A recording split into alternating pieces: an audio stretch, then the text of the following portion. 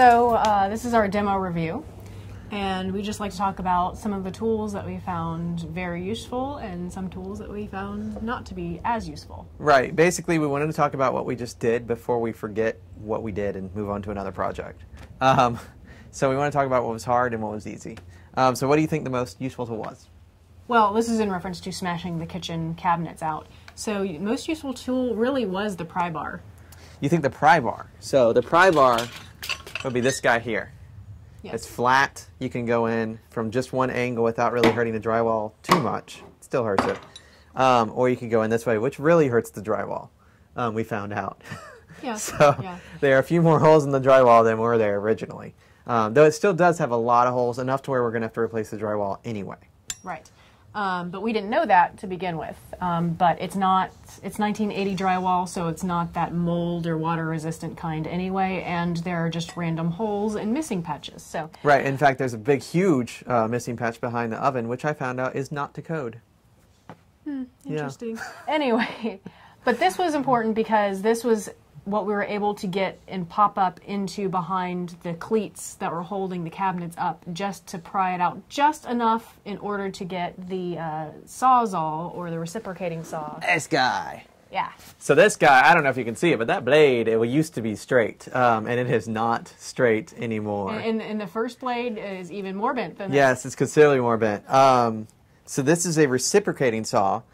We got this one. It's a DeWalt. I don't even know how you're supposed to say it, but DeWalt.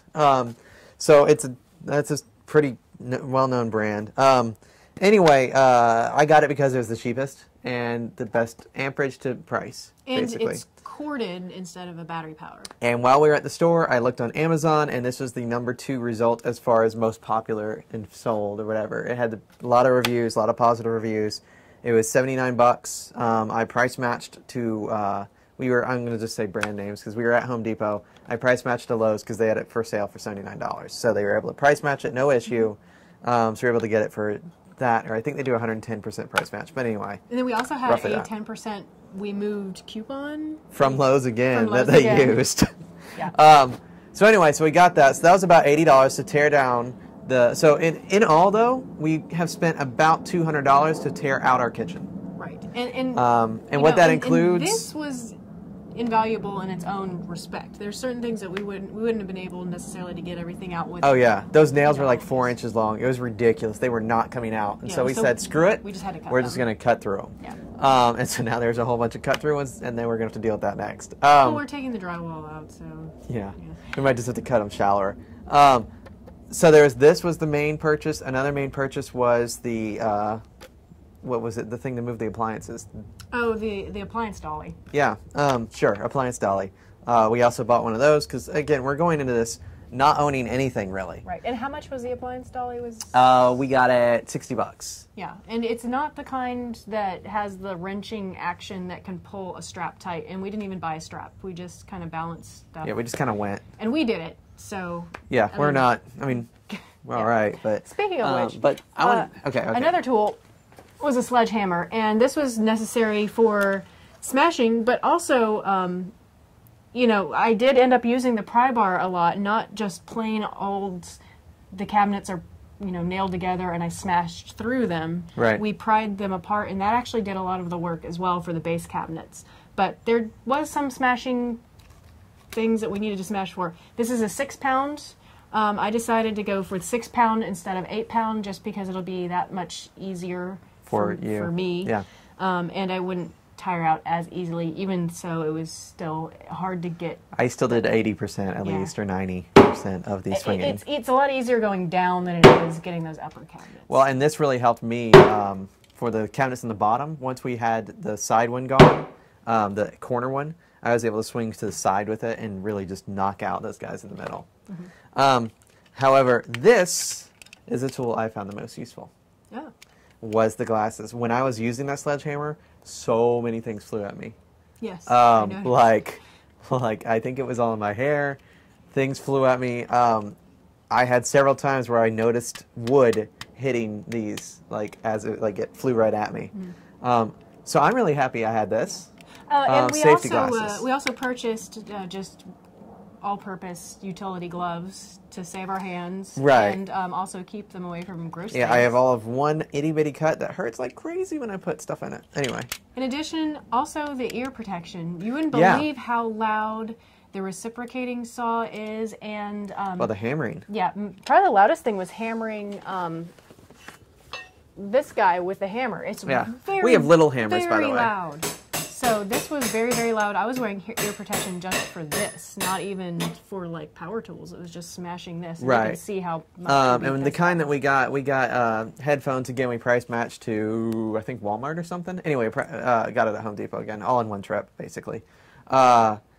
So those were 30 decibel reduction. We had some earplugs that do reduce it by about 25 decibels, but we decided let's be a little bit more comfortable while we're doing this because this is a really long-term thing that we're doing, and we didn't want earplugs just coming out of our ears all the time. Although I wouldn't say they were super comfortable because they were really warm.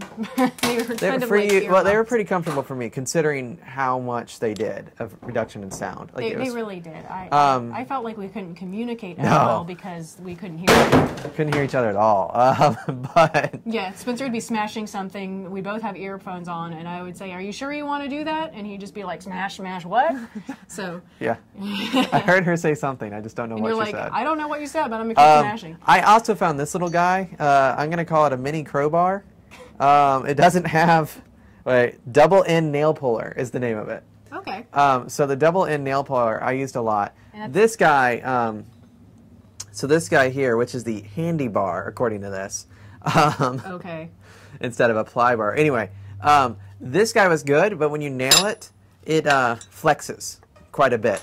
Whereas this guy is doesn't have any of that flex. Well, and it also has kind of rounded edges, so that way it could like dig into the wood a little bit. Well, yeah, better. the idea is that it digs into the wood and it can pry out the nails because it's a double end nail puller. But the problem is, yeah, that didn't work for us. What I ended up doing was knocking this up behind the upper wood. Let's say if this is the nail, I would put it over to the side right up here, and then I'd take the Sawzall and I'd just go right through that nail. That allowed me to have access. If you don't have a clear way to the nail with this guy, it's a little bit, well, it's much harder to cut through the wood, and it ends up like jerking back on you. It can be kind of dangerous, so make sure that you at least practice with it before you actually use it in a situation where you might have to dodge something. Right. So surprisingly, overall the cabinets coming down. How long would you say? I mean, the night before we took down one upper cabinet. And took out the dishwasher and the range. Okay, so taking out the refrigerator probably took us an hour. Yeah, because the dishwasher probably took us 30 minutes because we were going safe and we really don't want to ding it up because then we have to replace it. Dishwasher probably took us 30 minutes or so, roughly. How we did that last night? Yeah, we did. And then the sink probably took me about 40 minutes just because I didn't know what I was doing. I had to look up a few videos, and I got it. How to uninstall the disposal and other.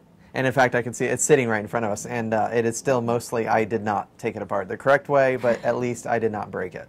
And we didn't have water flooding everywhere either. Right. So and so, and the oven didn't take long at all. That was like 10 minutes, but we had to buy some pliers. The right size because ours couldn't turn the thing. We had to buy a wrench. And comparatively, dishwasher, super light, oven, heavy, refrigerator, heavy and big.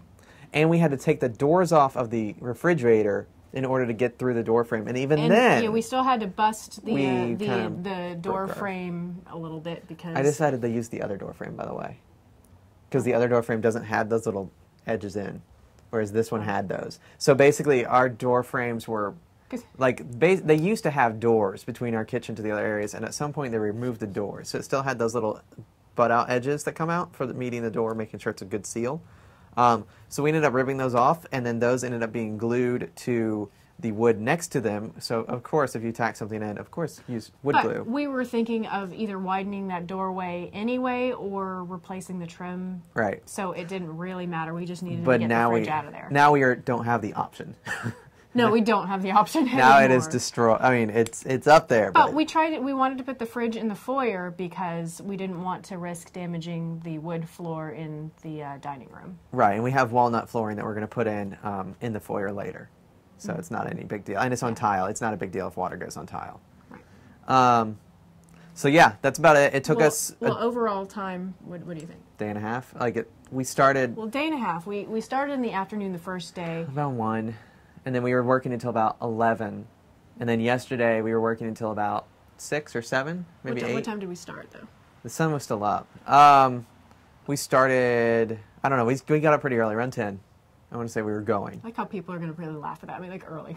I know. Well, we were at least going strong by 10. Yes. 10 to 8, but then we had to go make a trip to the hardware store in there at some point, and lunch. We had to go out to eat for lunch because obviously we don't have a kitchen. Yeah. And I mean, and keep in mind too that we're doing videos while we're doing this. So if we weren't doing videos and weren't moving around lighting, it would be a lot faster. Most likely, yeah. It would have been a lot faster. But we just have to be careful with our equipment just because we don't want to break it. So, but yeah, so we just want to talk about the things that were hard to do. The hardest thing was really the appliances. Past that was just using the Sawzall to get around the nail problem. Oh, I've got another thing. Another tool that wasn't necessarily for the demo, but crucial for cleanup is a shop vac. Well, yeah. And well, I'm just saying, like, that way reduce tracking gunk all over the house, and also I was confident that I could vacuum up nails and other debris and other gross, disgusting things and not have to worry about, like, I'm going to use this hose to, like, vacuum off something else. Yes, that's she's talking about various kinds of insects that were at one time alive, but definitely many, many, many years ago.